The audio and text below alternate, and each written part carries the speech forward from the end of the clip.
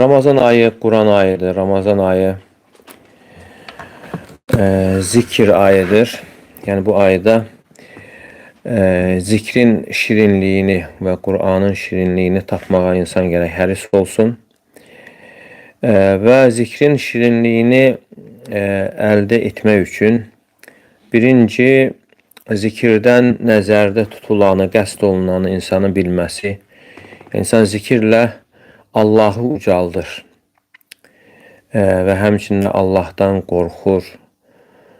وبهذا ما يكون ذكر منسحب على كل zaman. Yani bu mənayla yanaşdığımız zaman, yani zikir sözünün mənası xatırlamaqdır. Hər bir zaman, hər bir yerdə olur. Çünki qorxu da zikrə aiddir. Allahı ucaltmaq da zikrə aiddir.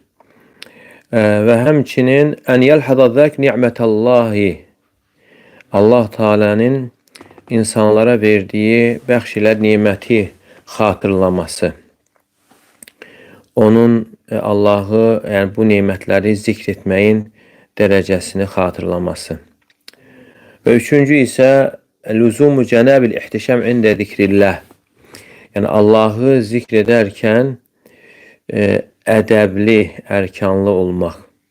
Yəni Allahın nəzarətində insanın özünü hiss etməsi və sələflərdən gəlib ki, bəziləri Allahı zikr etdiyi zaman ayaqlarını uzatmazdı. Yəni Allahı zikr edərkən ayaqlarını uzatmazdı.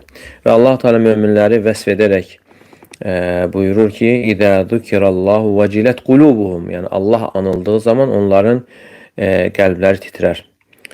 Və vecəlul qalb xawfuhu minallah. Yəni qəlbin titrəməsinin Allahdan qorxmasıdır.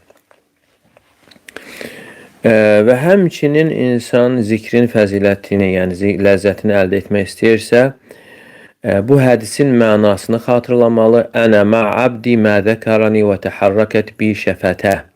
Mən qulumla bərabərəm, o məni zikr etdiyi zaman və mənimlə dodaqları tərpəndiyi zaman. Yəni Allahı zikr edərək dodaqları tərpəndiyi zaman. Və bundan sonra bil ki, Allah Teala tərəfindən yardım sənin təqvana görə və sənin səbrinə görə Allah Teala tərəfindən mədəd, yardım gəlir. Və həmçinin qəlbin ayıq olması, zikr edərkən fikri cəmləşdirmək. Və buna da dəlil Allah Teala buyurur: "Bələ in tasbir və təttəqu və ya'tukum min fawrihim hada yumdidkum rabbukum bi 5000 minel melaiketi musavvimin."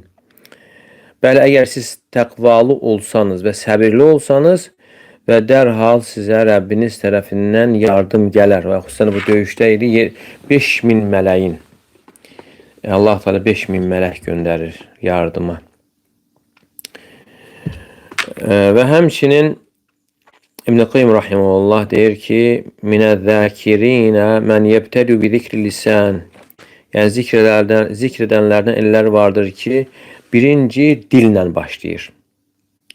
Yəni baxmayaraq ki, dillə zikr edir, amma qəlb isə birinci qəflətdə olur. Və sonra zikr etməkdə davam edir.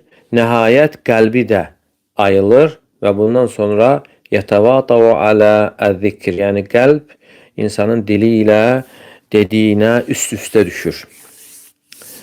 Və minhum men la yara zalika və la yebtədu alə gaflə. Amma insanlardan da ellər vardır ki, bunu üstün görmür, yəni qəflət üzərində başlamır. Bəl yəskunu həttə yahdura qalbə. Yəni qəlbi ilə xatırlamadıqca başlamır. Yəni birinci qəlbi ilə anlayır, xatırlayır və qəlbində bu mənalar gücləndiyi zaman dili ilə deməyə başlayır. Yəni dili ona artıq tabi olur. Birinci halda elədir ki, zikir dildən qəlbə keçir. İkinci halda isə qəlbdən dilə keçir. فإذا أحس بذلك نطق قلبه ثم انتقل نطق القلب إلى ذكر اللسان ثم يستغفر ذلك حتى يجعل كل شيء منه ذاكرا. Yani qəlbdən dilə keçir və sonra bütün bədən üzvləri, yəni Allahı zikr edir. Fəafdalu zikru anfa mə vata fil qalbul lisan. Və zikrin də ən üstün forması qəlbin dilə uyğun olanıdır. Və həmçinin sünnədə gələn zikirlər olarsa və eyni zamanda zikr edən insan onun mənalarını anlayarsa. Və mislə hədə la yuhsinu illə İbn Qayyim və bunu da en gözəl formada ortaya çıxardan İbn Qayyimdir. وَالْمَذْهَبُ عِنْدَنَا هُوَ الْوَسِيلَ الثَّانِي أي عدم الابتداء على غفلة بل يسكن ذاكر. Və sözsüz ki burada da yəni üstün olan birinci qəlbin anladıktan sonra dili ilə başlamasıdır. Dili ilə zikr etməyə başlamasıdır.